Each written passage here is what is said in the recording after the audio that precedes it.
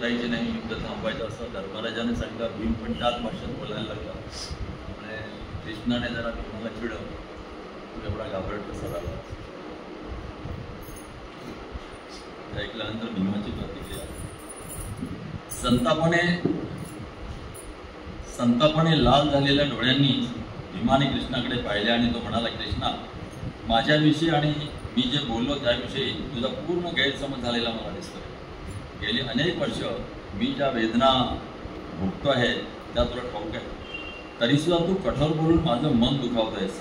इतकी वर्ष मला ओळखत असूनही मला भिकड म्हणण्याचं धारिष्ट तू कसं करतोस. शौर्याच्या बाबतीत माझी बरोबरी कुणीही करणार नाही. मी बोलतो ते सत्य आहे की ती नुसतीच घुमेंटवर बडबड आहे. तुला युद्ध सुरू झाले की कळेल. माझ्या क्रोधाला कुणीही तोंड देऊ शकणार नाही. पांडवांच्या सर्व शत्रूंना मी ठार केले. तू मला नीट ओळखलेलं नाहीस असं मला दिसतं आहे. कौरव एकदा माझ्या तावडीत सापडले की मी कुणीही त्यांची सुटका करू शकणार नाही. मी खरा कसा आहे तुला युद्ध सुरू झालं की कळेल. माझी गदा उंचावून मी शत्रू सेनात घुसलो की मी यमासारखा दिसेन. मला भय नाही. भीतीमुळे माझ्या भुवया ओल्या झालेल्या नाही. मानवतेविषयीच्या करुणेमुळे माझं मन भारावून गेले आणि त्यामुळे मला वाटलं की युद्ध टाळणं हे मानवतेच्या हिताचं आहे. त्यामुळेच मी शांततेविषयी बोललो. कृपा करून मला भेकड म्हणू नकोस, मी तसा नाही.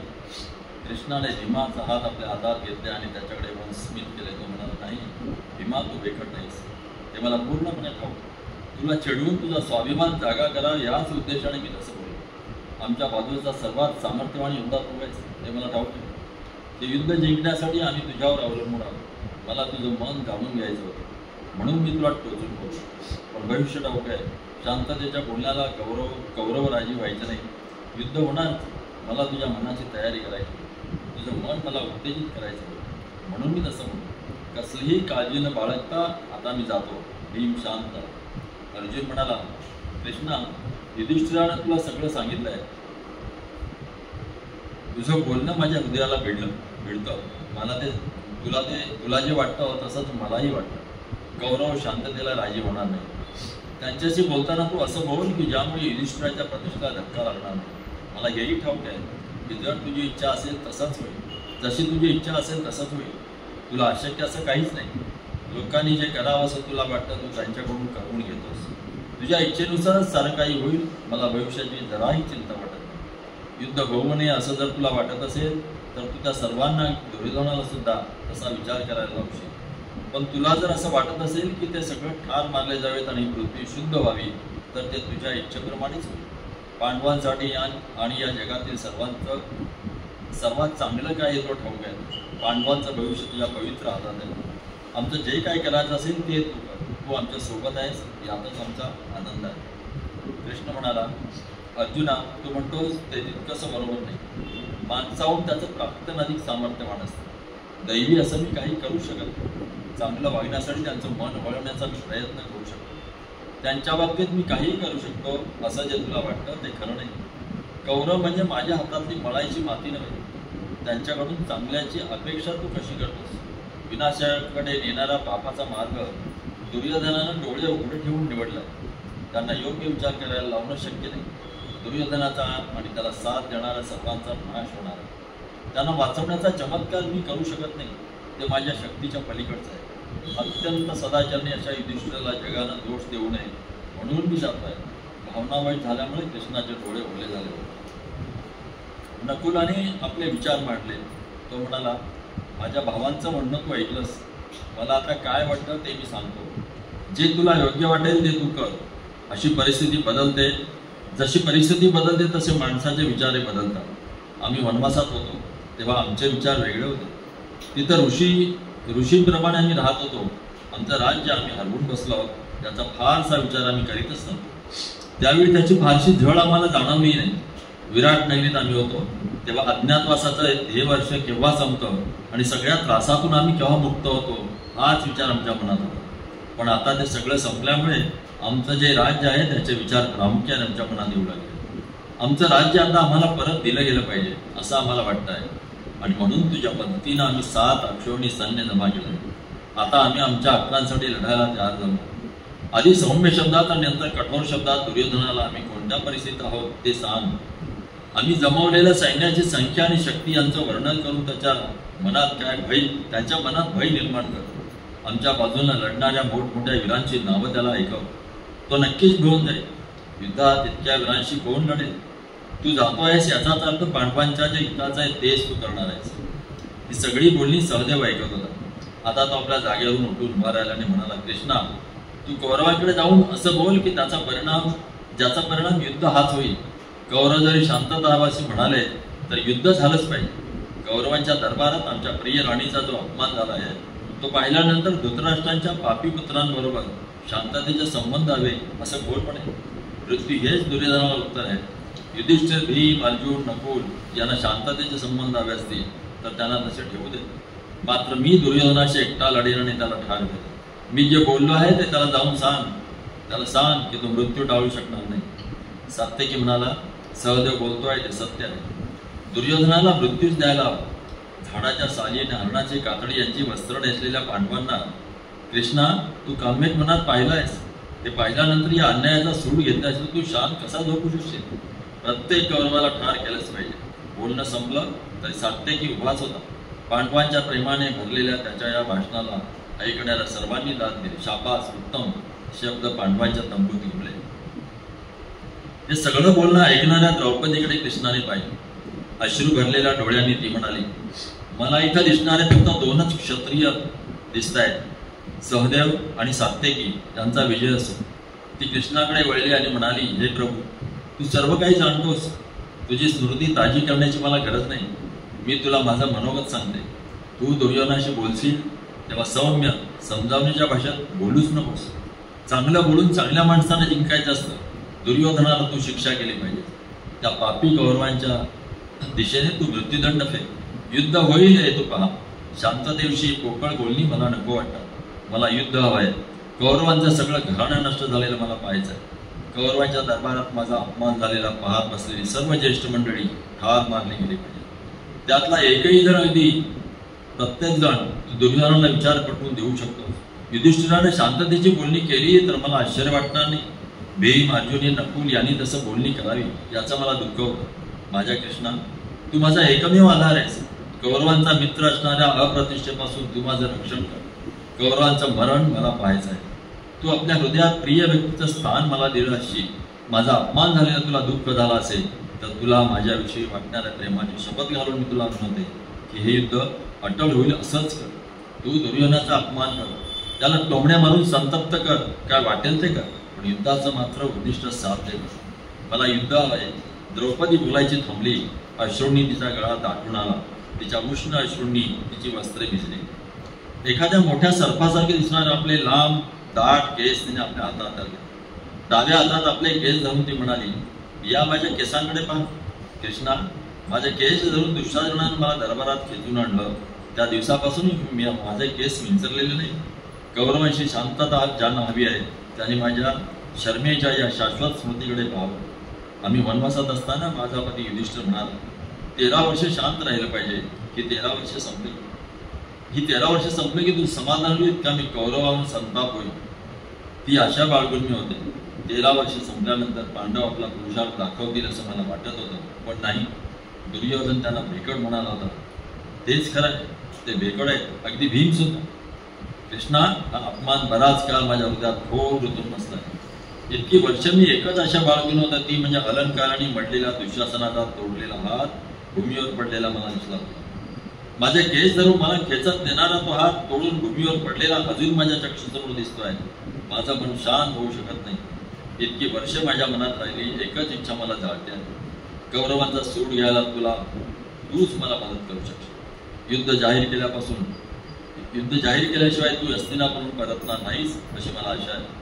द्रौपदीच्या अश्रूभरल्या डोळ्याकडे कृष्णाने पाहिले आणि तो म्हणाला, रडू नकोस द्रौपदी, रडू नकोस. लवकरच, अगदी लवकरच जगातल्या सर्व राजांच्या राण्या आपले सर्वस्व नष्ट झाल्यामुळे रडत असल्याचं तुला दिसेल. सगळे राजे ठार मारले जातात. मला हे ठाऊक आहे. काम्यक मनात मी तुला दिलेलं वचन तुला आठवतं ना? पुन्हा एकदा उपलाव नगरीत तुमच्या वनवासात संपल्यानंतर आपण भेटलो तेव्हा दूध आणि रान मध देऊन तू माझी पूजा केली होतीस. तेव्हाचे माझे शब्द तुला आठवतात ना? मी तुला दिलेलं वचन विसरलेलो नाही. पापी दुर्योधन आणि त्याच्या सहकार्यांच्या मरणाची वेळ जवळ आली. नकुल, सहदेव, भीम आणि अर्जुन यांच्या मदतीनं मी या सर्वांचा नाश केला. माझे शब्द व्यर्थ ठरणार नाही. द्रौपदी हसून माझ्याकडे पहा. तुझे डोळे पुस. रडण्याचे दिवस आता संपले आहेत. दुसऱ्या दिवशी सकाळी सूर्योदयानंतर कृष्णाची हस्तिनापूरला जाण्याची तयारी सुरू झाली. त्याने रथात आपली सगळे शस्त्रे घेतली. युधिष्ठिर त्याला रथापर्यंत घेऊन गेला. त्याने सात्यकीला कृष्णाबरोबर पाठवले. कृष्णाच्या रथाबरोबर पांडव काही अंतर गेले आणि नंतर कृष्ण आणि सात्यकी यांचा निरोप घेऊन परत आले. हस्तिनापुरात कृष्ण यायला निघाल्याची बातमी धृतराष्ट्रांना त्यांच्या हेरांकडून कळली. त्याने भीष्म आणि विदुर यांना बोलावून घेतले. त्याला संजय देखील यायला हवा होता. द्रोण आणि दुर्योधन तिथेच होते. धृतराष्ट्र म्हणाले, महान कृष्ण येतोय. तो आपल्या हस्तिनापुरात विद्याविषयी बोलणी करायला येतोय. तो थोर माणूस आहे. त्याचा सन्मान आपण केला पाहिजे. त्याला आपण सर्वतोपरी प्रसन्न केलं पाहिजे. त्याच्या शुभेच्छांची आपल्याला अतिशय गरज आहे. त्याच्या स्वागताची उत्तम तयारी करा. त्याचा सर्व प्रवास सुखाचा होईल हे पहा. माझ्या पुत्रा, तू त्याला प्रसन्न करशील तर तो तुझ्या बाजूने होईल. भीष्मांना काय वाटतं? भीष्मांनी आणि इतरांनी धृतराष्ट्रांच्या सूचनेला संमती दिली. त्याचप्रमाणे दुर्योधनाने सर्व तयारी केली. आपल्या इच्छेप्रमाणे सर्व तयारी केली असल्याचे त्याने धृतराष्ट्राच्या लक्षात आले. धृतराष्ट्र विदुरांना म्हणाले, आज रात्री कृष्ण ऋषस्थल नावाच्या गावी मुक्काम करेल आणि उद्या तो हस्तिनापूरला पोहोचेल. या सर्वश्रेष्ठ माणसाच्या स्वागतावर तू व्यक्तिशः लक्ष ठेव. अनेक रत्न आणि मूल्यवान वस्तू मला त्याला भेट म्हणून द्यायचे आहेत. त्याला रथ, घेत, घोडे आणि इतर 1000 वस्तू मला द्यायच्या आहेत. ते सर्व आणि यापेक्षा अधिक द्यावं अशी त्याची योग्यता आहे. त्याला प्रसन्न करायला मी उत्सुक आहे. माझे विचार तुला पसंत आहेत ना? विदुराने स्वतःशी स्मित केले आणि ते म्हणाले, या पृथ्वीवर जे जन्माला आले आहेत किंवा जन्माला येणार आहेत त्या सर्वात कृष्ण श्रेष्ठ आहे. पण तुझ्या पोटकट बोलण्याचा मला हसू येत आहे. कृष्णाला देणग्या देणं योग्य आहे की नाही असा विचार तू करतोयस. माझ्या प्रिय बंधू, हे सगळं जग त्याला देण्याची त्याची योग्यता आहे. तो मुद्दा नाही. आपण लहान मुलं होतो तेव्हापासून एकत्र वाढलो आहोत. मी तुला अगदी पुरेपूर ओळखतो. तू माझ्यापासून काहीही लपवू शकत नाहीस. त्या थोर पुरुषाला लाच देण्याच्या मार्गाचा तू विचार करतोस. तू अचानक इतका उदार कसा झालास? जो पांडवांच्या वतीनं तुमच्याशी बोलायला आला आहे त्याला इतक्या सर्व देणग्या द्यायला तू तयार कसा झालास? पांडवांना 5 गावं द्यायची तुझी इच्छा नाही आणि आता तुझ्या पुतण्यांना दूत म्हणून आल्या कृष्णाला तू मूल्यवान रत्न, रथ, घोडे आणि इतर वस्तू भेट म्हणून द्यायच्या गोष्टी तू करतोयस. इतक्या सहजपणे तू कृष्णाला आपल्या बाजूला वळवू शकणार नाहीस. त्याचा जीव अर्जुनावर जडलेला आहे. तुझ्या या संपत्तीचा आमिष दाखवून तू त्या थोर पुरुषाला विकत घेऊ शकशील असं तुला वाटतं काय? कृपा करून त्याचा अपमान करू नकोस. अर्जवांचा, समर्थनांचा कुठल्याही मार्गाचा उपयोग तू कृष्णाला अर्जुन आणि पांडव यांच्यापासून विभक्त करू शकणार नाहीस. तुला जर खरोखरच कृष्णाला प्रसन्न करायचं असेल तर तो जे सांगेल तसं तू कर. त्याच्या इच्छेनुसार वागून तू त्याचा सन्मान कर. युद्धाची भयानकता, पांडवांवर झालेला अन्याय, तुमचा लोभ, तुमच्या स्वार्थासाठी जगातल्या राजांना रक्त सांडायला लावणारा तुमचा निर्दयपणा, या गोष्टीची तुम्हाला जाणीव करून देण्यासाठी कृष्ण येतोय. कृष्ण घराण्याचं भलं करण्यासाठीच येतोय. त्याला शांतता हवी. त्याच्या शांततेच्या योजनेला तुम्ही मान्यता दिलीत आणि युद्धाची तयारी तुम्ही थांबवली तरच तुम्ही करीत असलेलं स्वागत त्याचं खरं स्वागत ठरेल. तुम्ही तसं कराल की नाही मला माहीत नाही. मी फक्त आशा करू शकतो. तुझा पिता जिवंत नसलेल्या या मुलांना, तू पित्याच्या ठिकाणी आहेस, या गरीब मुलांना थोडी तरी ममता देणं हे इतकं कठीण काम आहे का?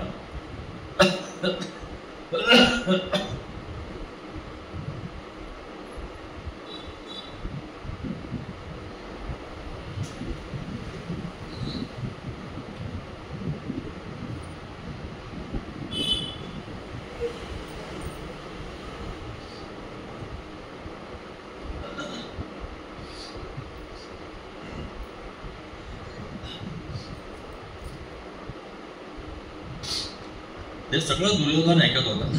तो म्हणाला, माझ्या चुलत्याचं म्हणणं योग्य आहे. कृष्णाचं पांडवांवर प्रेम आहे, यात शंका नाही. विवेक बाळगून देणग्या दिल्या पाहिजे. प्रत्येक गोष्टीची वेळ असते. पिताजी, तुमचेही विचार मूर्खपणाचे आहेत. कृष्ण मूर्ख नाही. तो तुम्हाला हसेल. त्याला असं वाटेल की आम्ही घाबरल्यामुळे त्याच्या कृपेसाठी उशाळे झालो. त्याच्यासमोर असं लाचार होणं आपल्या प्रतिष्ठेला शोभणार नाही. कृष्णाला देणग्या देऊन वश करण्याचा प्रयत्न करणं हा त्याचा अपमान आहे. तो सर्व महानाहून महान आहे. आपल्या क्षुल्लक देणग्या देऊन त्याचा अपमान करता कामा नये. असं करून आपलं उद्दिष्टही साध्य होणार नाही. आपण त्याचा सन्मान जरूर करूया, पण तुमची मूर्ख योजना विसरा, सगळं जग तुम्हाला असेल. भीष्म म्हणाले, आपला सन्मान होतो की नाही या गोष्टीचं कृष्णाला कसलंच महत्त्व नाही. एखाद्याने मूर्खपणाने त्याचा अपमान केला तरीही तो मनावर घेणार नाही. तो इतका धीरोदात्त आहे की तो असल्या गोष्टींकडे दुर्लक्ष करेल. तो सत्यशील आहे, त्याच्यापासून काहीही लपून राहत नाही. तो सत्यासाठी लढतोय. पांडवांवर केलेले अन्याय त्याला पुसून टाकायचे. तुझं बोलणं त्याला आवडेल असं असलं पाहिजे, तसं बोलून तू त्याला प्रसन्न कर. दुर्योधन म्हणाला, ते माझे आजोबा नेहमी पांडवांविषयी बोलतात. मी अशी एक योजना आखली की जिच्यामुळे पांडवांना माझे गुलाम करेन. पांडवांच्या मित्राला मी तुरुंगात टाकेन. मी तसं केलं तर पांडव काय करतील? ते असहाय्य होते. मी जर पार पडू शकलो तर ही योजना अतिशय उत्तम आहे. दुर्योधनाची ही योजना ऐकून धृतराष्ट्रांना धक्का बसला. ते म्हणाले, नको नको, तू असं करू नकोस. तू जे करायचं व्यस्त आहेस ते अगदी चुकीचं आहे. कृष्ण इथे दूत म्हणून येणार आहे. तो आमच्या नात्याचा आणि आम्हाला सर्वांना अतिशय प्रिय आहे. त्याला तुरुंगात टाकायचा विचार करणं सुद्धा चुकीचं आहे, पाप आहे. भीष्मांना दुर्योधनाचा ओघ आला. तो धृतराष्ट्रांना म्हणाला, तुझा हा पुत्र अविचार करतोय, दुर्दैवाशी मैत्री जोडतोय. तो आणि त्याचे मित्र पापांनी व्यापले आहेत. जो सल्ला त्याच्या हिताचा आहे त्याच्याकडे तो दुर्लक्ष करणं. आता तो कृष्णाला तुरुंगात टाकायचा विचार करतोय. मला हे मुळीच पसंत नाही. त्याचा एक शब्द ऐकून घ्यायची माझी इच्छा नाही. भीष्म आपल्या जागेवरून उठले आणि एक शब्दही न बोलता निघून गेले. कृष्ण सकाळी हस्तिनापुराला पोहोचला. भीष्म द्रोण आणि कृपयाना बरोबर घेऊन धृतराष्ट्राने त्याचे स्वागत केले. दुर्योधन आपले भाऊ आणि राधे यांच्यासह तिथे होते. सर्व रस्ते सुशोभित केलेले होते. हसऱ्या डोळ्यांनी आणि प्रेमळ शब्दांनी सर्व नागरिकांनी कृष्णाचे स्वागत केले. धृतराष्ट्रांच्या राजवाड्यात कृष्णाने प्रवेश केला. कृष्णाला बसण्यासाठी रत्नांनी मडवलेलं आसन धृतराष्ट्राने तयार केलं होतं. सर्वांचे स्वागत स्वीकारून स्मिताने उजळलेल्या सुंदर मुखाचा कृष्ण आपल्या रत्नजडित आसनावर जाऊन बसला. औपचारिक स्वागताचा हा समारंभ संपल्यानंतर कृष्ण राजवाडा सोडून विदुराच्या घरी गेला. आपल्याला कृष्णाने दिलेल्या आदरामुळे विदुरांचे मन अभिमानाने भरून गेले. आनंदाश्रूंनी भरलेल्या डोळ्यांनी त्यांनी कृष्णाचे स्वागत केले. कुंतीचे पुत्र कसे काय आहेत याची त्याने कृष्णाकडे चौकशी केली. गेल्या काही दिवसात घडलेल्या सर्व गोष्टींची माहिती त्यांनी विदुरांना दिली. कुंती विदुरांच्याच घरी राहत होती. कृष्ण कुंतीला म्हणाला, भावनाने भरून आलेल्या गळ्याने तिने कृष्णाचे स्वागत केले. तिच्या अश्रू पाहून कृष्णाचे हृदय भरून आले. कुंती म्हणाली, माझा पुत्र युधिष्ठिर कसा आहे? माझा लाडका भीम कसा आहे? युधिष्ठिराचा तो लाडका आहे. त्याला राजवाड्यातल्या सुखसोयीची सवय आहे. तो वनवासात कसा काय राहिला? अर्जुन कसा आहे? इतकी वर्ष आपलं शौर्य लपवून तो कसा काय राहू शकला? माझा प्रिय सहदेव कसा आहे? तो अतिशय कोमल आणि संवेदनशील आहे. पुरुष असूनही तो लहान मुलासारखा आहे. माझा बाळ नकुल कसा आहे? माझ्या काळ्या देखण्या नकुलाचं युद्ध कौशल्य अर्जुनाहूनही वरचढ आणि प्रेक्षणीय आहे. द्रौपदी कशी आहे? अग्नीच्या या कन्यानं तिच्यावर लादली गेलेली संकट कशी काय सहन केली? कुंती अधिक बोलू शकली नाही. कृष्णाला पाहून तिच्या दुःखद स्मृती पुन्हा जाग्या झाल्या. मधुर शब्दांनी कृष्णाने तिचे सांत्वन केले. तो म्हणाला, तुझे पुत्र आता फार महान झाले. ते त्यांच्या वनवासातून बाहेर पडले आहेत. त्या काळातील संकटे त्यांनी मोठ्या धैर्याने सहन केली. या दीर्घ तपस्येचे फायदे आता त्यांना मिळतील. आता तू सुखा समाधाने राहा. कृष्णाने दुर्योधनाच्या राजवाड्यात प्रवेश केला. इंद्राच्या राजवाड्यासारखा तो सुंदर राजवाडा होता. पायऱ्या चढून कृष्णाने मोठ्या सभागृहात प्रवेश केला. सिंहासनावर बसलेला दुर्योधन त्याला दिसला. शकुन, दुःशासन आणि राधे त्याच्या बाजूला बसले होते. कृष्ण आला तेव्हा ते सर्व उभे राहिले आणि त्यांनी मनपूर्वक स्वागत केलं. रत्नाने मडवलेले सोन्याचे आणि हस्तिदंताचे आसन त्याच्यासाठी तयार ठेवले गेले. प्रसन्न स्मित करीत कृष्ण आसनस्थ झाला. दुर्योधन राधेशी बोलत होता. कृष्ण आसनस्थ होताच कृष्णाला म्हणाला, कृष्णा, तू आमचं आतिथ्य स्वीकारलं नाहीस, त्यामुळे मी अगदी दुखावला गेलो आहे. तुझ्या निवासाची आणि तुझ्या मनोरंजनाची आम्ही अगदी उत्तम व्यवस्था केली होती. उत्तम भोजन आम्ही तुझ्यासाठी देणार होतो. हे सर्व नाकारून तू विदुरांच्या घरी जाऊन राहिलास. कृष्णाने ही तक्रार ऐकली आणि तो म्हणाला, दुर्योधना, तू माझं उत्तम स्वागत केलंयस. मी तुझ्या घरी भोजन केलं नाही ही गोष्ट विशेष महत्वाची नाही. माझं काम संपलं की मी तुझ्या घरी भोजन करेन. दुर्योधन म्हणाला, तो मुद्दा नाही. तुझं काम संपलं की नाही हे महत्वाचं नाही. तो आमचा नातेवाईकच. तुझा पाहुणचार करायला आम्ही अगदी उत्सुक होतो. आमचा आतिथ्य तू स्वीकारला नाहीस ही ती चूक केली आहेस. तुझ्यात आणि माझ्यात शत्रुत्व नाही. तू असा तिराईतासारखा बोलू नकोस. तू आम्हालाही प्रिय आहेस. कृष्णाने नाजूक स्मित केले आणि तो म्हणाला, तुझ्याशी मला स्पष्ट बोलावं लागणार आहे असं दिसतं. तू देणार असलेल्या मेजवानीत मला रस नाही. मी सदाचरणी नाही. त्याच्या घरचं भोजन मला रुचलं नाही. गेली अनेक वर्ष काही कारण नसताना तू पांडवांचा द्वेष करीत आलायस. पांडव मला प्रिय, मी पांडवांचा आत्मा आहे. जो लोभाचा गुलाम आहे आणि पांडवांना वाईट वागवतो त्याला मी नीच माणूस म्हणतो. तू त्यांचा द्वेष करतोस आणि म्हणून तुझ्या घरचं जेवण हे माझ्यासाठी शत्रूच्या घरचं जेवण आहे. अशा अन्नाचं सेवन करता कामा नये. पांडव हे माझे जीवन आहे असंच मी मानतो. तू दिलेल्या भोजनाचं स्वागत मी करू शकत नाही. विदुरा घरचं अन्नच मी खाईन. विदुर आणि पांडव हे मला प्रिय आहे. नाही कणी विदुरा घरची नाही, नाही पुढे ते सुदाम्याचे, नाही कणी विदुराची घरची. कसं आहे, भक्ती ही महत्वाची त्याच्यात. हे बोलून कृष्ण उठला आणि बाहेर पडला. रस्त्यावरून तो विदुरांच्या घराच्या दिशेने चालत नाही. भीष्म आणि कृपा यांच्या सोबत होतो. ते म्हणाले, कृपा करून आम्ही तुझ्यासाठी तयार केलेल्या महालात मुक्काम करू. कृष्ण म्हणाला, तुम्ही तुमच्या राजवाड्यात परत जा. तुम्ही तुमच्या शब्दांनी माझं आतिथ्य केलं आहे. मी आता विदुरांच्या घरी जातो. त्यांना परत जाणं भाग पडलं. कृष्णाने विदुरांच्या घरात प्रवेश केला. विदुरांनी मोठ्या प्रेमाने त्यांचे स्वागत केले. आपल्या पूजेने त्याने कृष्णाला प्रसन्न केले. कृष्णाने त्यांच्या घरी भोजन केले आणि काही काळ विश्रांती घेतली. रात्र झाली होती. विश्रांतीनंतर ताजातवा होऊन कृष्ण उठला आणि विदुरांशी गप्पा गोष्टी करत बसला. कृष्णाची दुर्योधनाची भेट हा महत्वाचा विषय होता. विदुर म्हणाला, तू आलास ही चूक केलीस. मूर्ख दुर्योधन कुणाचाही चांगला सल्ला ऐकून घेणार नाही. युद्ध नको असं आम्ही सर्वांनी सांगितलं. तरी सुद्धा त्यानं युद्ध करायचा निर्णय घेतलाच. भीष्म, द्रोण, कृपा, अश्वत्थामा, राधे, जयद्रथ यांच्या मदतीने आपण युद्ध जिंकू शकू असं त्याला वाटतं. प्रचंड सैन्य त्याने जमवलं आहे, त्यामुळे आपल्याला विजय मिळणारच असं त्याला वाटतं. शत्रूचा नाश करायला एकटा राधे पुरेसा आहे अशी त्याची खात्री आहे.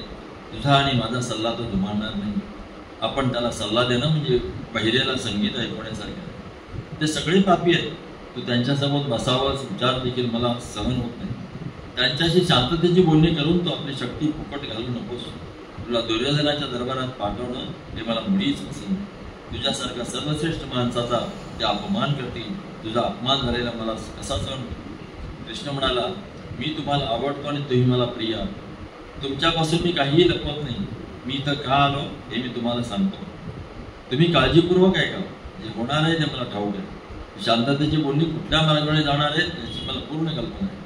नजीक येऊन ठेपलेल्या मृत्यूपासून या सर्वांना वाचवण्याचा प्रयत्न करण्यासाठी मी इथं आलो. या कामात यश मिळाला तर महान कीर्तीचा लाभ होईल. हे यश जर मिळालं नाही तर मी मरणाच्या माणसाला वाचवण्याचा प्रयत्न केला इतकं मला पुरे. एखाद्या माणसाला पापी विचार केला पण तो ते प्रत्यक्ष आणले नाही तर तो पापी ठरत नाही. आणि म्हणून हे युद्ध जर टाळलं गेलं तर दुर्योधन आणि त्याचा पिता हे पापी ठरत नाही. एक फार मोठं संकट आता गुरुघराण्याच्या अगदी नजीक येऊन ठेवलं आहे. विनाश जवळ आल्याचं दिसत असूनही जो माणूस टाळण्याचा प्रयत्न करीत नाही तो माणूसच नाही. विनाशाकडे ओढल्या जाणाऱ्या लायकीचा असला तरी सुद्धा अशा माणसाला केसांना धरून वाचवण्याचा प्रयत्न केला पाहिजे. मानवतेची ही सेवा करण्याची माझी तीव्र इच्छा आहे. माझे विचार दुर्योधनाला पटवून देण्याची मी आशा बाळगून आहे. आपल्याला शांतता हवी असल्याचं युधिष्ठिराने मला सांगितलं आहे. प्रयत्नांची शर्त कर आणि हे युद्ध टाळ अशी विनंती युधिष्ठिराने मला केली आहे. युधिष्ठिरावर माझा अतिशय प्रेम आहे. पृथ्वीवर आजवर जन्माला आलेल्या माणसात तो सर्वश्रेष्ठ माणूस आहे. त्याचं प्रेम लाभणं हा सन्मान आहे. त्याला बरं वाटावं म्हणून शांतिदूताचं एक काम मी स्वीकारलं आहे. या कामात अपयश येणार हे मला ठाऊक आहे, पण तरीही मी शर्तीचा प्रयत्न केला हे समाधान मला. आणखी एक गोष्ट सांगावीशी वाटते. दुर्योधनाच्या दरबारात मला अशा रीतीने बोलावलं आहे की मी दुर्योधनानं त्याच्यावर अन्याय केला. तो युधिष्ठिर किती थोर माणूस आहे हे सर्वांना कळलं पाहिजे. सर्पाची प्रतिमा असलेले त्याच्या ध्वजाखाली सगळे राजे गोळा झाले. ज्याच्यासाठी आपला प्राण अर्पण करायला तयार झाले तो दुर्योधन काय लायकीचा माणूस आहे हे सर्वांना कळलं पाहिजे. पांडवांशी लढणं म्हणजे पापाच्या मार्गावर पाऊल ठेवणं हे भीष्म, द्रोण आणि इतर वीरांना कळलं पाहिजे. हे युद्ध टाळता येणार नाही, पण तरीही युद्ध का लढलं गेलं हे जगाला कळलं पाहिजे. विदुर यासाठीच मी इथं आलो. कृष्णाने इतके बोलणा विषय थांबविला आणि मग ते इतर अनेक विषय जे एखाद्या देशाचा वकील कसा असावा हा आदर्श पूर्ण इतिहासात अर्जुनाचं जे श्रीकृष्णाने जे तिथे जाऊन ती मकलाशी गेलेली आदर्श बोललाय त्याचा आता बऱ्याच वर्षाने आपला एक परराष्ट्रपती चांगला यावेळेला मिळालेला आहे. सकाळी कृष्ण कौरवांच्या दरबारात जाण्यासाठी तयार होऊन बसला होता. कृष्णाला दरबारात घेऊन जाण्यासाठी दुर्योधन, राधे व इतर कौरव यांना घेऊन विदुरांच्या घरी कृष्णासाठी दारूक रथ घेऊन आला होता. विदुरांना सोबत घेऊन कृष्ण रथात बसला. त्यांच्या रथामागून दुर्योधन आपल्या रथातून राधेयाला सोबत घेऊन बसला. त्यांच्या मागून सात्विकी आणि कृतवर्मा आपल्या रथातून निघाले. मोठा सैनिकी सन्मान कृष्णाची वाट पाहत होता. कृष्णाचे स्वागत लक्ष वेधून घेणारे होते. अनेक हत्ती आणि घोडे त्याच्या रथामागून राजवाड्याकडे निघाले. महान कृष्णाला पाहण्यासाठी लोकांनी प्रचंड गर्दी केली. ही मिरवणूक राजवाड्यापासून पोचली. रथांचा आवाज ऐकून सर्व राजे राजवाड्याच्या प्रवेशद्वारापाशी आले. कृष्ण आपल्या रथातून खाली उतरला. तो उतरताना त्याचे दोन्ही हात विदूर आणि सात्यकीने धरले होते. त्या विशाल सभागृहात कृष्णाने प्रवेश केला. दुर्योधन आणि राधे त्याला सोबत घेऊन गेले. कृष्णाच्या मागून कृतवर्मा आला. धृतराष्ट्र आणि दरबारातील इतर ज्येष्ठ मंडळी उठून उभी राहिली. त्यांनी कृष्णाला मानवंदना दिली. कृष्ण बसेपर्यंत उभे राहिले. कृष्णासाठी खास आसन तयार केले. आसनावर बसण्यापूर्वी कृष्णाला नारद आणि इतर ऋषी दिसले. दरबारातला कृष्ण भेटीचा समारंभ पाहण्यासाठी ते आले होते. दरबारात येण्यासाठी ऋषी थांबले आहे ते कृष्णाने भीष्मांना सांगितले. भीष्म घाईघाईने जाऊन त्या सर्व ऋषींना दरबारात घेऊन आले. त्यांनी ऋषींना खास आसनावर बसवले. ते बसल्यानंतर कृष्ण आपल्या आसनावर बसले. दुःशासन सात्यकीला एका उत्तम आसनाकडे घेऊन गेला. दुर्योधनाचा भाऊ विवंशती कृतवर्म्याला आपल्या आसनाकडे घेऊन गेला. दुर्योधन आणि राधे हे दोघे मित्र कृष्णापासून जवळच बसले. ते दोघेही एकाच आसनावर बसले. त्यांच्याजवळ शकुनी बसले. कृष्णाच्या आसनाला लागूनच असलेल्या आसनावर विदूर बसले. सगळ्यांच्या नजरा कृष्णावर खिळून राहिल्या. कृष्णाला कितीही पाहिले तरी त्यांचे समाधानच होत. तो इतका सुंदर दिसत होता की सर्वांच्या नजरा त्याच्या दर्शनाने तृप्त होत होत्या. त्याच्या तेजाने ते सभागृह उजळून निघाले होते. त्याचा आवडता कौस्तुभमणी त्याच्या छातीवर उडत होता आणि त्याची आवडती पिवळ्या रेशमाची वस्त्रे त्याच्या सावळ्या देहावर खुलून दिसत होती. उगवत्या सूर्याच्या सोनपिवळ्या किरणांनी उजळलेल्या काळ्या पर्वतासारखा कृष्ण दिसत होता. काही क्षण सभागृहात गाढ शांतता बसत. दुरात मेघगर्जना ऐकू यावी तशा कृष्णाच्या आवाजाने अचानक त्या शांततेचा भंग केला. कृष्णाने धृतराष्ट्रांकडे पाहिले. राजाला उद्देशून त्याने आपल्या भाषणात सुरुवात केली. तो म्हणाला, अनेक वीरांचे मरण टाळावं म्हणून मी हस्तिनापूरला आलो. कौरव आणि पांडव यांच्यात शांततेने संबंध निर्माण व्हावे म्हणून मी आलोय. अधिक बोलण्याची मला गरज वाटत नाही. तुम्हाला सगळं ठाऊक आहे. तुमचं घराणं प्रसिद्ध आहे. या भारतवर्षात कुरु घराणे श्रेष्ठ घराणं आहे. या घराण्याचे वारस त्यांच्या उत्तम गुणांमुळे विख्यात आहे. दया, सहानुभूती, सत्यभक्ती, उदारता आणि न्यायप्रियता या गुणांनी ते मंडित आहे. अशा विख्यात घराण्यात जन्म घेऊनही आपल्या पूर्वजांसारपासून वेगळे असलेले तुम्ही पहिले वारस आहात. तुम्ही जे करता आहात ते कुरु घराण्यात जन्म घेणाऱ्या पुत्राला शोभणार नाही. महाराज, तुमचे पुत्र न्यायाचा मार्ग सोडून पापाच्या मार्गावर निघाले. त्यांना शिस्त नाही. त्यांना वडील माणसांविषयी आदर नाही. ते लोभी आहेत. आपल्या नातेवाईकांशी ते चांगले वागत नाही. हे तुम्हाला आधीच ठाऊक असावं. ते आता त्यांना माहीत असून किंवा नसूनही धोक्याच्या अवस्थेत पोहोचले आहेत. ही अवस्था केवळ त्यांनाच नव्हे तर सगळ्या जगाला धोका देणारी. चांगल्या माणसांचा सल्ला ते मानत नसल्यामुळे ते या जगाचा नाश करण्याचे भय दाखवत आहेत. महाराज, तुम्हाला खरोखरीच जर शांतता हवी असेल तर तुम्ही तुमच्या पुत्रांवर नियंत्रण ठेवून त्यांना पांडवांशी शांततेचे संबंध प्रस्थापित करायला लावू शकता. जर इच्छा असेल तर तुम्ही कुठलीही कठीण गोष्ट साध्य करू शकता. शांतता तुमच्या हातात आहे. ठामपणे तुमच्या पुत्रांना नियंत्रणात ठेवा. तुमचा अधिकार प्रस्थापित करा. तुम्ही तुमचा अधिकार प्रस्थापित करणं किती जरुरीचं आहे हे या सभागृहातील सर्व मंडळी जाणतात. तुम्ही योग्य वेळी ते केलं तर कौरव आणि पांडव हे दोघेही असतील. पांडवांशी प्रेमान आणि निष्कपट वृत्तीने वागा. तुम्ही पांडवांशी शांततेचे संबंध निर्माण केले तर तुमची बरोबरी कुणीही करू शकणार नाही. तुमच्या रक्षणाला कौरव आणि पांडव हे दोघेही उभे आहेत असा विचार करून पहा. पांडवांचं संरक्षण जर तुम्हाला लाभलं तर तुम्हाला कोणाचंच भय होणार नाही. भीष्म, द्रोण, कृप, राधे, विंशती, अश्वत्थामा, विकर्ण, सोमदत्त यांच्यासोबत जयद्रथ आणि दुर्योधन हे तर तुमचेच आहे. त्यात जर युधिष्ठिर, भीम, नकुल, सहदेव, अर्जुन, सात्यकी आणि अभिमन्यू यांची भर पडली तर तुमच्या सेनेची शक्ती कशी अद्भुत असेल त्याचा विचार करा. कुरु घराण्यात जन्मलेला सर्वश्रेष्ठ माणूस म्हणून या जगात आणि परलोकातही तुमचा गौरव होईल. आज आहात तसे तुम्ही भविष्य काळात या जगाचे राजे असाल. तुम्हाला कुणाचाही विरोध असणार नाही. तुम्ही पांडवांबरोबर जर मैत्रीचे संबंध प्रस्थापित केले तर तुमच्यासाठी हे जग आणि त्यातली सर्व संपत्ती जिंकून आणतील. तुम्ही या सर्वांचे अधिपती असाल. पण या वैभवाऐवजी तुम्ही दुष्कृती आणि विनाश यांच्याशी सख्य करता. एका झाडाच्या दोन फांद्यात अशी विभक्तता निर्माण करून तुम्ही काय साधता? दोन्ही पक्षांच्या सैन्याची कत्तल झाल्यामुळे तुमचा कसला फायदा होणार आहे? पांडवांनी युद्धात तुमच्या पुत्रांना ठार केल्यानंतर तुम्हाला काय मिळणार आहे? तुमचे पुत्र उत्तम योद्धे आहेत पण पांडवी तसेच आहेत. जगाला धाक घालणारा विनाश कृपा करून टाळा. कौरव आणि पांडव यांच्या युद्धाचा विचार केला की माझ्या अंगावर काटा उभा राहतो. इथे जमलेले हे सर्व राजे मृत्यूला कवटाळणार नाही. त्यांना तुम्ही वाचवणार नाही का? कृपा करा आणि या जगाला वाचवा. पांडव चांगले आहेत आणि त्यांना तुमच्याविषयी प्रेम आहे. तुमचे पुत्र आणि त्यांचे चुलत भाऊ पांडव यांना शांततेने जगू द्या.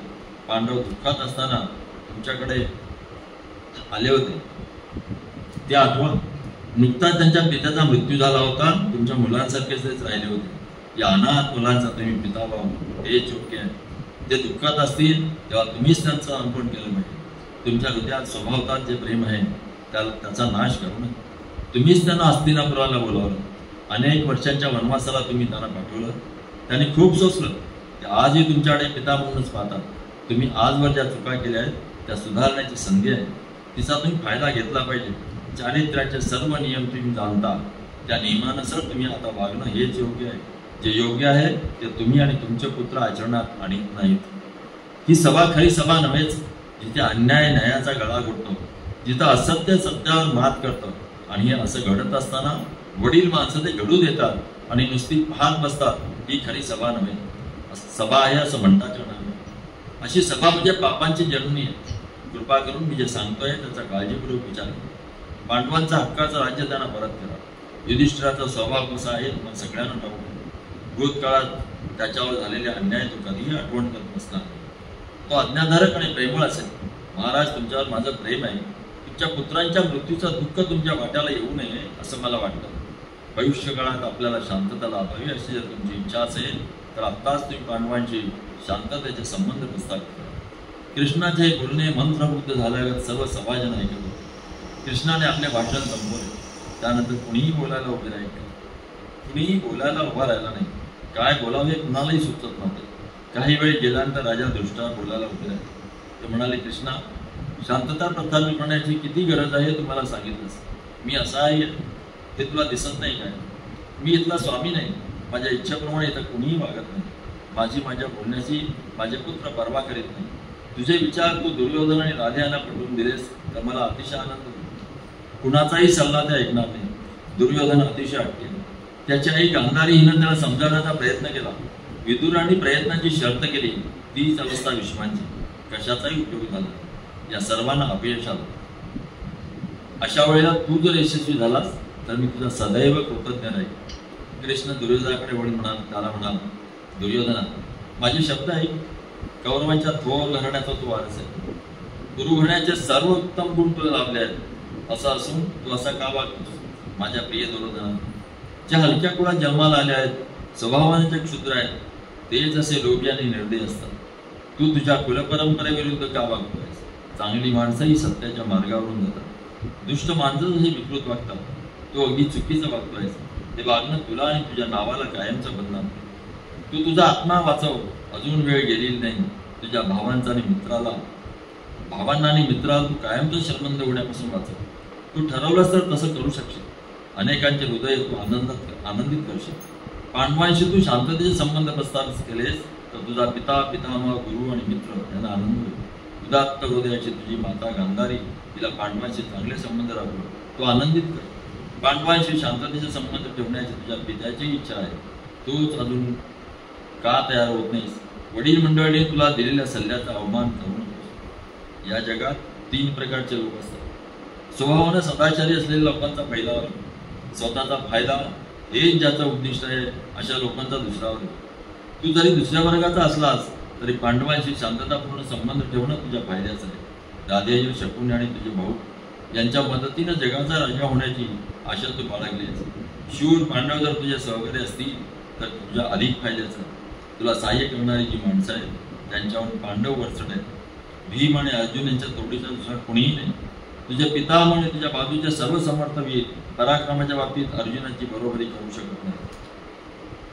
तू त्यांच्याशी मैत्रीचे संबंध ठेवलेस तर ते निश्चितच युवराजाच्या गादीवर तुला बसवतील. तुझा पिता हा राजा असेल. गुरुभूमीचा त्यांचा हिस्सा त्यांना मिळाल्यामुळे ते आनंदात असतात. तुमच्या मालकीच्या प्रदेशावर ते आक्रमण करणार नाहीत. इतरांबरोबरच्या युद्धात तुझे सहकारी म्हणून तू पांडवांचा स्वीकार करीत नाहीस. पांडव तुझे सहकारी असतात. जर तुझ्याशी युद्ध करण्याची कुणाची हिंमत नाही तर तू विचार कर. आता 3ऱ्या वर्गाविषयी सांग. या वर्गातला माणूस जे अयोग्य आहे ते करण्यात आनंद मानतो. तू या तिसऱ्या वर्गात बसतोस असं मानणं मला नको आहे. कीर्ती आणि वैभव तुझी वाट पाहत असताना तू त्यांचा स्वीकार करणार नाहीस का? तू हे शत्रुत्व कशासाठी धरून बसलाय? शांततेच्या फायद्यांविषयी तू आंधळा काय आहेस? तू आपल्या मनाचा निश्चय कर. साप आपली काट टाकून देतो त्याप्रमाणे आपले पापी विचार फेकून दे. नवी जळाला घेऊन त्यातून बाहेर पड. अर्ध राज्य तू पांडवांना देऊन टाक आणि जगाला विनाशापासून वाचव. कृष्णाने आपले भाषण पूर्ण केले. तेच विचार सांगणारे भाषण भीष्माने केले. भीष्म म्हणाले, वत्सा दुर्योधना, एकेकोरपणा करू नकोस. कृष्णानं सांगितलं ते ऐक. त्याच्या सांगण्याकडे दुर्लक्ष करणं तुझ्या हिताचं नाही. अतिशय अर्थपूर्ण असं तू बोललाय. या सुंदर आणि तेजस्वी भारतवर्षावर तू विनाश घडवू देऊ नकोस. तुझ्या अत्यंतिक अहंकारामुळे तू या जगाचा नाश करू पाहतोयस.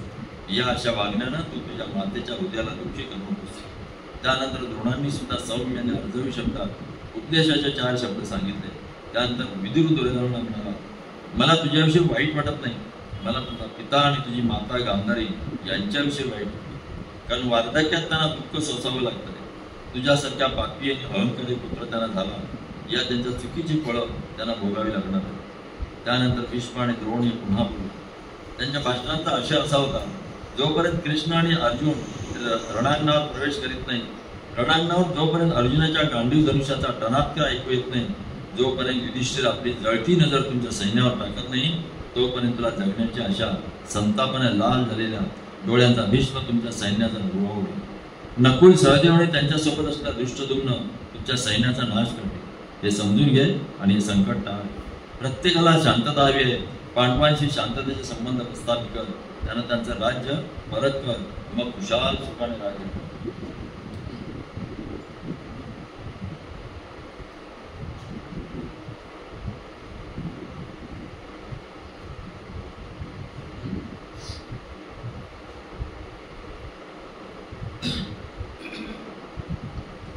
दुर्योधनाने ही सगळी भाषणं ऐकून घेतली.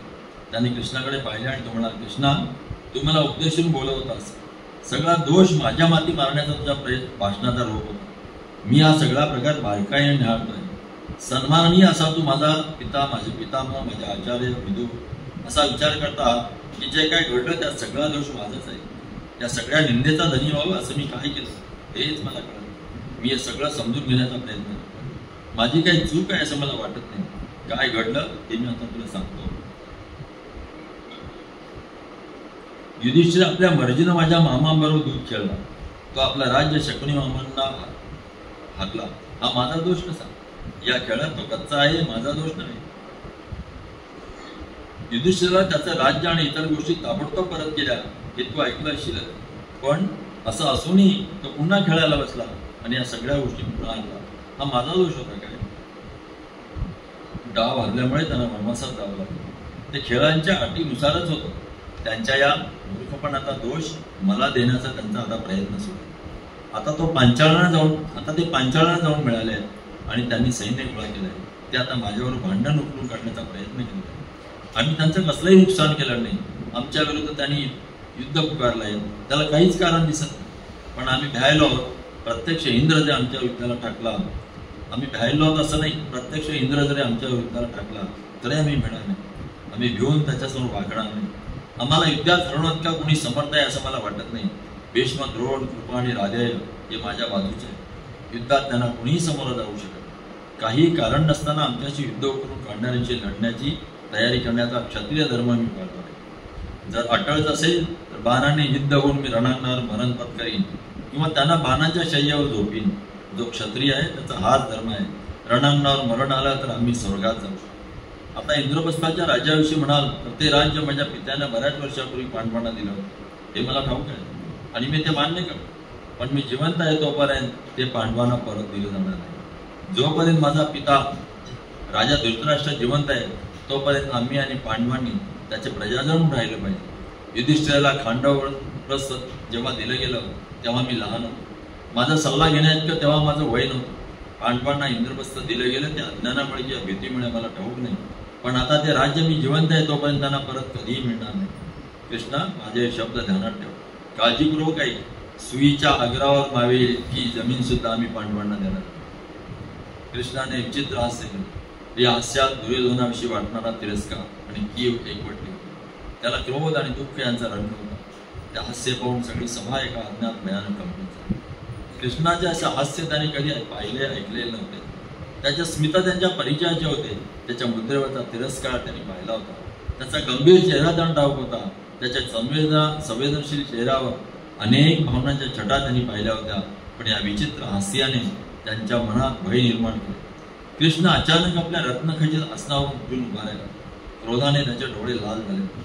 तरीही त्याने ते विचित्र हास्य केले आणि तो म्हणाला, दुर्योधना, रणांगणावर शय्या मिळावी अशीच तुझी इच्छा दिसते. तसंच हो, जे तुला हवं ते तुला मिळेल.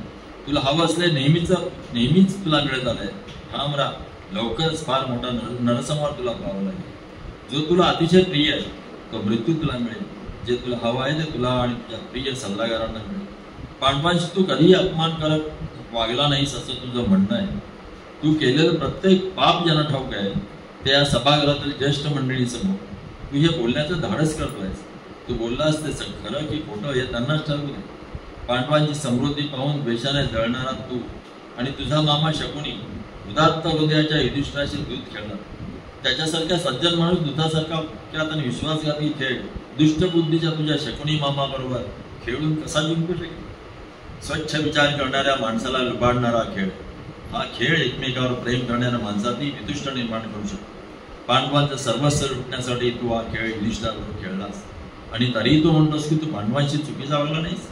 कुठला चांगला माणूस तू जे बोललास ते शब्द उच्चारून आपल्या भावाच्या पत्नीचा अपमान करी. ही सगळी माणसं, होय, ही माणसं जिथं बसली आहेत ती हे घडलं त्या सभेतही बसलेली होती. तू उच्चारलेले शब्द त्याने देखील ऐकले आहेत. या पापी दरबारात तुझा भाऊ दुःशासन त्याने द्रौपदीच्या केस धरून तिला खेचत आणली. पांडवांना द्रौपदी त्यांच्या प्राणा इतकीच प्रिय. त्यावेळी पांडव शांत राहिले. धर्माच्या मार्गावरून युधिष्ठिर ढळला नाही. ढळला असं कुणालाही वाटू नये म्हणून ते एक शब्दही बोलले नाही. वनवास भोगण्यासाठी पांडव वनवासात जायला निघाले. तेव्हा तो अपमानकारक शब्द त्यांना बोललास. त्यावेळी सर्व वडील मंडळी हजर होती. आपल्या जवळच्या माणसाची कुठला चांगला माणूस असं वागेल? तू, तुझा भाऊ दुःशासन आणि तुझा मित्र राधेय जे शब्द बोललात ते सहज विसरून जाण्यासारखे नाहीत. ते शब्द भयंकर होते. वारणावती ते लाक्षागृहात पांडव आणि त्यांची आई यांना जाळून मारण्याचा तुम्ही प्रयत्न केला. तो प्रयत्न यशस्वी झाला नाही. पण याचा अर्थ असा नाही की ही गोष्ट कोणाला माहीत नाही. सगळ्या जगाला हे ठाऊक आहे. नंतरच्या काळात 1 वर्ष पांडव एकचक्र नगरीत एका ब्राह्मणाच्या घरी येत आहे. भिक्षा मागून त्यांना उदरनिर्वाह करावा लागला. सर्पदंश आणि इतर अनेक मार्गाने विषप्रयोग करून भीमाला ठार मारण्याचा प्रयत्न केला. तुझे सर्व प्रयत्न फसले. हे सगळं तू केलंस आणि तरी तू म्हणतोस की तू पांडवांशी चुकीचा वागला नाहीस. त्यांचा जन्मसिद्ध हक्क तू नाकारतोस. तुला ते सक्तीनं द्यावं लागेल तेव्हाच तू ते देशील. तुझ्या सुरक्षित पदावरून तू खाली कोसळशील आणि तुझं राज्य, तुझी संपत्ती तू गमावशील. माझ्या मित्रांशी तू हृदयशून्य असल्याप्रमाणे वागला आहेस आणि तरीही आपण काहीही केलेलं नाही असं म्हणण्याचं धारिष्ट तुझ्याकडे आहे. तुझ्या विवेकशक्तीला तू रजा दिली आहेस. नाहीतर शांततेचे सर्व फायदे असूनही तू युद्धाची निवड का करशील? या पृथ्वीवरचा तू सर्वात पापी माणूस आहेस असं मला वाटतं. मला तुझा उभं घेतो. दुःशासन म्हणाला, माझ्या प्रिय बंधू दुर्योधना, कुरुघराण्यात ही वडील मंडळी तुझे हातपाय बांधून तुला कृष्णाच्या हवाली करतात असं मला दिसतंय. युधिष्ठिराशी मैत्रीचे संबंध ठेवण्यासाठी ते तुझ्यावर दबाव आणतायत. आपले पितामह द्रोण, आपले पिता आणि अर्थातच विदुर हे तुला आणि मला राधेला हातपाय बांधून युधिष्ठिराच्या स्वाधीन करू शकतो. आपल्या भावांचे हे बोलणे दुर्योधनाने ऐकले. मात्र एखाद्या सर्पाप्रमाणे चिडलेल्या दुर्योधनाने रागाचे फुटकार टाकले आणि तो ताड करून उभा राहिला. काही क्षण तो थांबला आणि त्या विशाल सभागृहाच्या बाहेर पडला. सभागृहात बसलेल्या सर्व ज्येष्ठ मंडळींची त्याने पर्वा केली नाही. त्यांच्याकडे त्याने पाहिलंही नाही. ताट मानेने तो कृष्णासमोरून निघून गेला. रानातल्या लहान सहान प्राण्यांकडे बघण्याची फिकीर न करता सिंह निघून जातो तसा तो सभागृहातून निघून गेला. त्याचा स्वाभिमान मोठा होता. त्याहून मोठा त्याचा उद्धटपणा होता. त्याच्या अहंकारावर कसलाही उपाय चालण्यासारखा नव्हता. त्याने कुणाचेही ऐकले नसते. तो कौरव सर्व अडचणी ज्या दरबारात त्याच्यावर बोलले गेले त्या दरबारात बसण्याची त्याची इच्छा नव्हती. त्याचे भाऊ, त्याचे सल्लागार आणि सर्व राजे त्याच्याबरोबर सुटून बाहेर पडले. काही वेळातच सगळे सभागृह पोहोचले. दुर्योधन आणि त्याचे सर्व सहकारी अनुयायी दरबारातून बाहेर पडत असताना भीष्म पाहत आपल्या दुर्दैवी नातवाविषयी त्यांना फार वाईट. त्यांना रागही आला. ते म्हणाले, कृष्णा, त्यांची वेळ भरली आहे असं मला वाटतं. ही गोष्ट टळावी म्हणून मी प्रयत्न केले पण ते शक्य झालं नाही. या माणसाचा नाश जवळ येऊन घेतला. हा क्षत्रिय कुळाचा नाश आहे, वेळ भरली आहे, त्या सर्वांना मरावं लागणार आहे. कृष्णाने त्या सर्वांकडे पाहिला आणि तो म्हणाला, मी तुम्हा सर्वांना या गोष्टीचा देईन. तुम्ही सगळे, अगदी सगळे अपराधी आहात. तुम्ही फार पूर्वीच्या पापी माणसाला तुरुंगात टाकायला हवं. हे करायची आता वेळ आली आहे. मी तुमच्या भल्यासाठी हे सांगतोय. माझा मामा कंस हा सगळ्यांना छळत होता, तेव्हा मी त्याला ठार केलं. कुटुंबाच्या नावाला मला कलंक लागू द्यायचा नव्हता. यात मी काही चुकीचे केलं असं मला वाटत नाही. दुर्योधन, दुःशासन, राधे आणि शकुनी या चौघांना बंदिस्त करून युधिष्ठिराच्या ताब्यात द्या. शहाणी माणसं म्हणतात की कुटुंबाच्या भल्यासाठी व्यक्तीचा त्याग करावा, गावाच्या भल्यासाठी कुटुंबाचा त्याग करावा, जातीच्या भल्यासाठी गावाचा त्याग करावा आणि आत्म्याच्या भल्यासाठी सर्वाचा त्याग करावा. क्षत्रियाला मरणापासून वाचवण्याचा एकच मार्ग आहे. मी जे सांगितले ते तुम्ही समजून घ्या आणि मी सांगितलं तसं करा अशी मला आशा आहे. कृष्णाचे संतप्त भाषण धृतराष्ट्राने ऐकले. ते सौजन्यशील आणि शहाणा विदुराने ऐकून म्हणाले, वत्सा, जा आणि गांधारीला दरबारात घेऊन तिच्या मदतीनं मी माझ्या पुत्राला समजावण्याचा प्रयत्न केला. ती त्याला योग्य मार्ग दाखवू शकेल. ती जर हे करू शकली तर आपल्याला भयग्रस्त करणारा मोठा धोका आपण टाळू शकतो. विदूर गेले आणि राणी गांधारीला दरबारात घेऊन आले. दरबार जवळजवळ रिकामा होता. गांधारी शहाणी आणि दूरदृष्टी, योग्य आणि अयोग्यातला फरक ती जाणणारी होती. ती महान होती. धृतराष्ट्र तिला म्हणाले, गांधारी, तुझा पुत्र पापाच्या मार्गावर खूप पुढे गेला.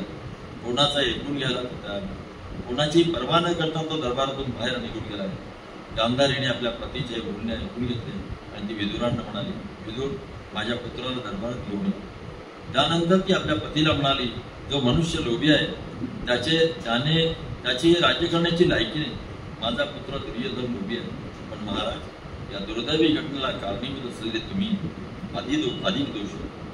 आपल्या पुत्रावरचा अत्यंतिक प्रेमामुळे तुम्ही त्याच्या चारित्र्याकडे मुळीच लक्ष दिलं नाही. आत्ता आपण विषय मांडत असताना करिअर आणि कॅरेक्टर. करिअरकडे लक्ष शिकला, कुठे गेला, अमेरिकेत गेला, मागे म्हणून पाहिलंच नाही. तसं त्याच्या करिअरकडे दिला. तो किती धनुर्विद्येत कसा प्रवीण पडला, गदायुद्धात कसा प्रावीण्य पडला, पण माणूस म्हणून त्याला घडवता आला. कृष्णाने त्याला एकदा विचारलं तेव्हा तो म्हणाला, धर्म मी जाणार म्हणजे धर्म जाणतो, अधर्म काय तेही जाणतो, पण धर्माच्या दिशेने माझी प्रवृत्तीच जात नाही. त्याबद्दल मी काय करू. माझा स्वभावच असा आहे की अधर्माच्या बाजूनेच माझी प्रवृत्ती असते, असं त्याचं उत्तर आहे. कळून सवणे स्वतःच्या अत्यंतिक प्रेमामुळे तुम्ही त्याच्या चारित्र्याकडे मुळीच लक्ष दिलं नाही. कळून सवरून स्वतःच्या इच्छेने या पापाच्या मार्गावर तुम्ही त्याला साथ दिली आहे. लोभ आणि अहंकार याने आता तो पछाडला गेला आहे. आता त्याला नियंत्रणात ठेवता येणार नाही. ती वेळ निघून गेली. मी दिलेल्या धोक्याच्या इशाऱ्याकडे दुर्लक्ष करून तुम्ही त्याला राज्याचं राजेपद बहाल केलं. आपल्या मूर्खपणाची फळं आता तुम्ही भोगता. तुम्ही तुमच्या नातेवाईकांना प्रेम दिलं नाही. दोन जवळच्या नातेवाईकांना भेदाची वागणूक कुठल्या मोठ्या राजाने कधी दिली आहे काय? तुम्हीच फक्त दिली आहे. पत्नी आपल्या नवऱ्याला महत्वाचं. आईने बोलावणे पाठवल्यामुळे दुर्योधन दरबारात हजर झाला. त्याचे डोळे अजूनही रागाने लाल झाले. गांधारी त्याला म्हणाली, माझ्या प्रिय पुत्रा, मी काय बोलतोय ते ऐकून घे. तू सुखी व्हावास हीच माझी इच्छा आहे. प्रचंड कुरु साम्राज्याचा सम्राट होणे ही सोपी गोष्ट नाही. हे राज्य करण्याची योग्यता हवी. लोभ आणि अहंकार हे दुर्गुण ज्याच्या ठिकाणी आहे तो हे राज्य करू शकतच नाही. ज्याला एवढ्या मोठ्या राज्यावर राज्य करायचं आहे त्याचा आपल्या पंचेंद्रियावर ताबा हवा. तू राजा होण्याच्या लायकीचा नाहीच. तुझा स्वतःवर ताबा नाही. तो आपल्या शत्रूंवर कसा ताबा मिळवणार? तुझ्या जे दुर्गुण आहेत त्यांना तो आपले प्रबळ शत्रू मानले पाहिजे. त्यांच्यावर ताबा मिळाल्यानंतरच तुला इतरांवर ताबा मिळण्याचा विचार करता येईल. माझ्याजवळ ये आणि माझ्या बाजूला बस. मी तुझी सर्वात मोठी स्नेही आहे. ज्याला आपल्या मित्राच्या हिताची काळजी असते तोच खरा मित्र. मला तो आवडतो. मी तुला या जगात आणलं, तुझा जन्म दिला तेव्हा अनेक अपशकुन झाले, पण मी त्यांना मुळीच महत्त्व दिलं नाही. कारण माझा पुत्र बापाचा विचार करेल हे मला स्वप्नात देखील खरं वाटलं. पण हा विचार चुकीचा ठरला. एका फार मोठ्या संकटाला तू कारणीभूत ठरतोय असं दिसत आहे. तू हे थांबव. आम्ही सगळे जे तुला सांगतोय ते ऐक आणि विचार कर. भीष्म, द्रोण आणि तुझा राधे हे पांडवांचा पराभव करतील असं तुला वाटतं? मूर्खपणा करू नकोस. कृष्ण अर्जुन यांचा विचार कर. ते नर आणि नारायण आहे. धर्म त्याच्या बाजूला आहे. जिथं धर्म आहे तिथे विजय आहे. तुम्हाला सगळ्यांना त्या ठार मारणार आहेत. मी सांगितलं तसा वाघ आणि सुखी हो. धृतराष्ट्राने पुन्हा एकदा आपल्या पत्नीच्या विचारांना साथ दिली. चेहऱ्यावर तिरस्कार आणून दुर्योधन उभा होता. आई काय बोलली हे तो ऐकतही होता आणि ऐकत नव्हताही. अखेर त्याने एक शब्दही न बोलता सर्वांकडून तोंड फिरवला आणि दरबाराबाहेर निघून गेला. दुर्योधन दरबारावर पडल्याने राधे, शकुनी, दुःशासन यांना तो भेटला. तो त्यांना म्हणाला, आईला दरबारात घेऊन आले होते. उपदेशाचे ते शब्द मला पुन्हा ऐकावे लागले. मला या सगळ्या गोष्टीचा उपभोग आलाय. हा उपदेश आता फार म्हणजे फार झालाय. आता थांबवण्याची वेळ आली. हितचिंतक नकोत आणि त्यांचा हितोपदेशही नको असं मला वाटू लागलं. दुःशासन म्हणाला, आपल्या चौघांना बंदिवान करून युधिष्ठिराच्या ताब्यात देण्याचा त्यांचा बेत आहे असं मला वाटतं. हे करायला त्यांना आपल्या पित्याची संमती असेल. दुर्योधनाने अस्वस्थ होऊन संस्कार टाकला. काही वेळ त्या सर्वांनी विचारविनिमय केला. दुर्योधन म्हणाला, हा कृष्ण आम्हाला बंदिवान करण्याचा त्यांना सल्ला देतोय. हा डाव आपण त्याच्यावरच उलटवू. आपण कृष्णाला बंदीत टाकूया. बराच काळ मी असं करण्याचा विचार करत आहे. या वाघाला आपण पिंजऱ्यात टाकूया. हे पांडवांना कळलं की त्यांची गाळणच उडेल. दात काढलेल्या सापासिकी पांडवांची अवस्था होईल. हे जर आपण केलं तर पांडव युद्धाच्या वाटेला जाणार नाही. आपण वेळ न घालवता असंच करू. या पाप्यांच्या कुटील हेतूंचा अंदाज असल्यामुळे अशा गोष्टींना तोंड द्यायला सात्यकी तयार होतात.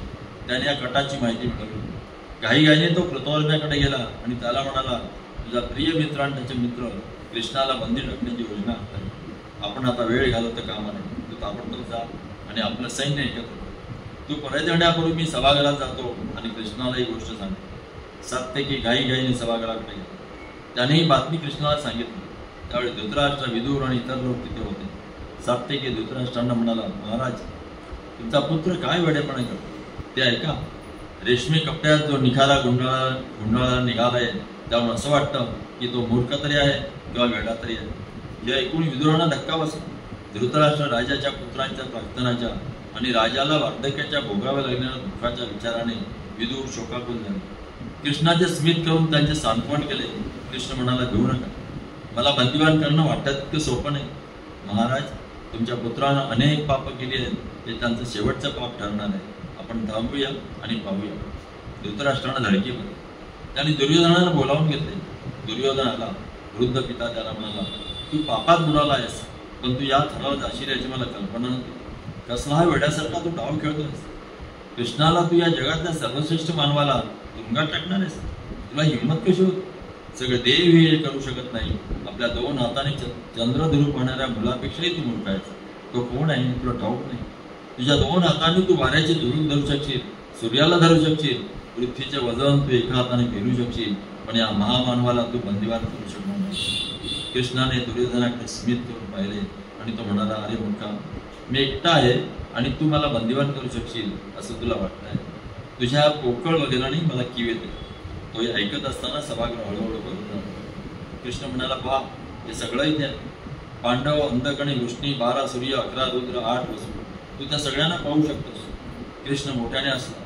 त्याच्या मुखावर असाधारण तेज दिसत होतं. कृष्ण हसत असताना त्याचे शरीर विजेप्रमाणे लखलखू लागले. त्याच्या देहातून सर्व देव प्रकट होऊ लागले.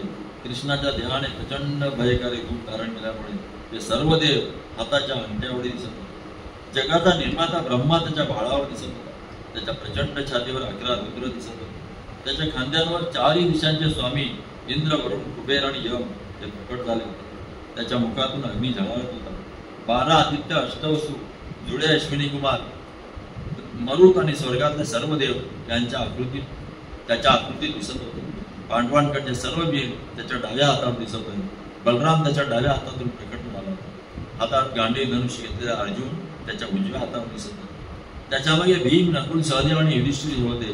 त्याच्या बाजूला शस्त्रसज्ज असलेले वृष्णी आणि अंध घराण्याचे वीर उभे होते. प्रचंड देहाच्या या कृष्णाला अनेक हात होते. त्या हातात अनेक शस्त्र होती.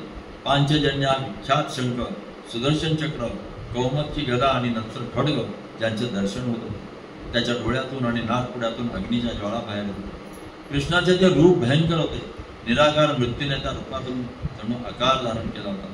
त्या भयानक आणि तेजोमय रूपाने मानवी नेत्र दिपून जात होते. ते तेज सहन होत नसल्याने अनेकाने आपले डोळे मिटून घेतले. भीष्म, द्रोण, विदुर आणि तेथे जमलेले सर्व थोर ऋषी यांनी मात्र क्षणभरी डोळे मिटलेले होते. त्या आपल्या डोळ्यांनी जणू या कृष्ण रूपाला पिऊन घेत होते. आपल्या समोर उभे राहण्याची आणि मानवी डोळ्यांनी आपल्याला पाहण्याची शक्ती परमेश्वराने त्यांना दिली होती. इतक्यात एक चमत्कार झाला. अंध राजा धृतराष्ट्राला दृष्टी आली आणि त्याला कृष्णाचे दर्शन मिळाले. सर्वत्र स्वर्गीय संगीत ऐकू येऊ लागले. फुलांचा सतत वर्षाव होऊ लागला. धृतराष्ट्र कृष्णाचे रूप पाहत होते. त्यांच्या वृद्ध गालावर आशीर्वाद होते. त्यांनी कृष्णाला नमस्कार केला आणि ते म्हणाले, तू या पृथ्वीचा स्वामी आहेस. मी तुला पाहू शकलो. तुला एकदा पाहिल्यावर मला आता काहीही पाहण्याची इच्छा मला परत उरली नाही. माझी दृष्टी परत आता घे आणि माझा अंगत्व मला दे. मला ही दृष्टी नको आहे. कृष्णाने त्यांची इच्छा पूर्ण केली. प्रचंड भूकंप झाला आणि सगळी पृथ्वी हादरली. समुद्र सुकू लागले. सगळे लोक घाबरून गेले. कृष्णाला पृथ्वीची दया आली आणि तो आपल्या मूळ रूपात पकडला. त्याने सात्विकी आणि विदुर यांचे हात आपल्या हातात घेतले आणि तो सभागृहापर्यंत निघून गेला. तिथे जमलेल्या सर्व ऋषींचा जाण्यापूर्वी त्यांनी निरोप घेतला. कृष्ण निघून गेल्यानंतर सर्व ऋषी निघून गेले. एका अग्निमागून धूर जातो तसे तिचे आलेले सर्व राजे कृष्णामागून निघून गेले. राजवाड्याच्या दरवाजासमोर कृतवर्मा नुकताच सैन्य घेऊन आला होता. सभागृहाबाहेर त्याने रथ उभा केला. कृष्ण बाहेर पडताना त्याला दिसला. त्याच्या मागून येणाऱ्या राजाबरोबर कृष्ण एक शब्दही बोलला नाही. त्याने कृष्णाचा निरोपही घेतला नाही. कृतवर्माला कृष्णाचे डोळे उदास दिसले. कृष्णाला धृतराष्ट्रांचा आवाज ऐकला. धृतराष्ट्र कृष्णाला म्हणाले, कृष्णा, माझा माझ्या मुलांवर किती अधिकार चालतो ते स्वतःच पाहिलंस. युद्ध करू पाहणाऱ्या चुलत भावात शांतता निर्माण करण्याची आशा घेऊन तू आलास. कृपा करून माझ्याविषयी वाईट मत करून घेऊ नकोस. मी पांडवांचा द्वेष करीत नाही. माझ्या पुत्राला माझे विचार पटवून देण्याचा मी केलेला प्रयत्न तू पाहिलास. मी काय करणार. धृतराष्ट्रांचे शब्द ऐकून कृष्णाने रथ थांबवला. कृष्ण म्हणाला, या महान सभेत हजर असलेल्या सर्व ज्येष्ठ मंडळीशी बोलून आहे. युद्ध टाळण्याचा मी किती प्रयत्न केला ते तुम्ही सर्वांनी पाहिलं आहे. आज दरबारात जे काही घडलं तेही तुम्ही पाहिलं. माझ्या चेहऱ्याकडे गर्वानं पाहत दुर्योधन रथातून निघून गेले. हे तुम्ही पाहिलं. मी निष्प्रभ असल्याचं मी आता जाहीरपणे सांगतो आहे. मी तुमचा सर्वांचा निरोप घेतो. मी युधिष्ठिराकडे परत जात आहे. कृष्णाचा रथ वेगात निघाला. तो विदुरांच्या घरी जाऊन कुंतीचा निरोप घेणार होता. कृष्णाने कुंतीला साष्टांग नमस्कार केला. दरबारात जे काही घडलं ते त्याने तिला सांगितलं. तो म्हणाला, कौरव नावाचा रान पांडव नावाच्या अग्नीने जळून खाक होणार आहे. काही क्षण तो शांत राहिला आणि म्हणाला, आता मला परत गेलं पाहिजे. मला तुझा निरोप घेऊ दे. पांडवांसाठी तुझ्याकडे निरोप असला तर सांग. तू पांडवांना भेटण्यासाठी किती उत्सुक आहेस मी त्यांना सांगेन. कुंती म्हणाली, माझ्या पुत्रांना सांग की ते क्षत्रिय आहेत आणि कुंतीचे पुत्र आहेत. हे जमले कुंतीचे पुत्र आहेत. ते जन्मले तेव्हा स्वर्गीय आवाज ऐकू आले. त्यांनी क्षत्रियासारखं वागावं अशी माझी अपेक्षा. द्रौपदीला सांग की ती माझी सून आहे. त्याचा मला अभिमान वाटतो. कृष्णा, तू या सर्वांचं रक्षण करतोस. मला काळजी वाटत नाही. माझ्या वत्सा शांत मनाने जा. कृष्णाने तिचा निरोप घेतला आणि तो उपकल्यावर गेलेला जायला निघाला. कृष्ण सभागृहातून बाहेर पडतात दुर्योधन मोठ्याने गरजला, जराही वेळ न घालवता युद्धाची तयारी करा. युद्ध सुरू होईल. मी सुखानं अन्न सेवन करू शकत नाही. निद्रा घेऊ शकत नाही. 11 अक्षौहिणी सैन्य कुरुक्षेत्र या रणांगणावर नेण्याची आज्ञा दिली. धृतराष्ट्र, भीम, द्रोण, विदुर यांनी दुर्योधनाशी बोलण्याचा पुन्हा प्रयत्न केला, पण दुर्योधनाच्या मनावर जराही परिणाम करू शकले. जिंकू या मरू हा दुर्योधनाचा निर्णय होता.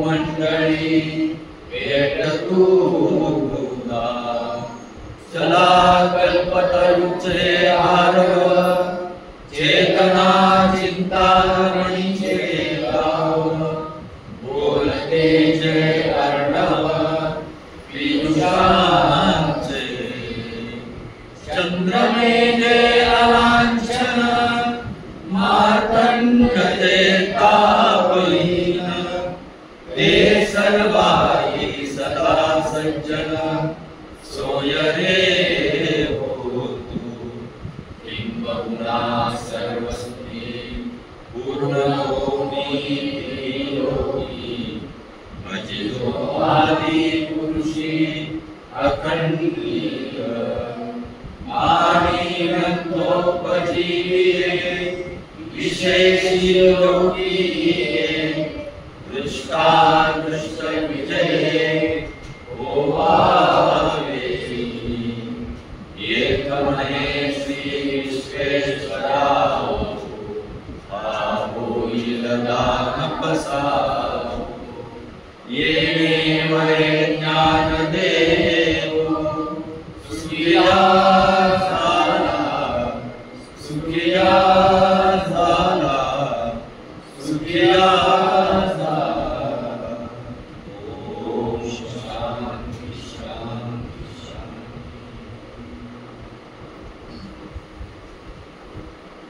एक सूचना आहे, आपण एक जे बाल आहेत, विद्यार्थी आहेत,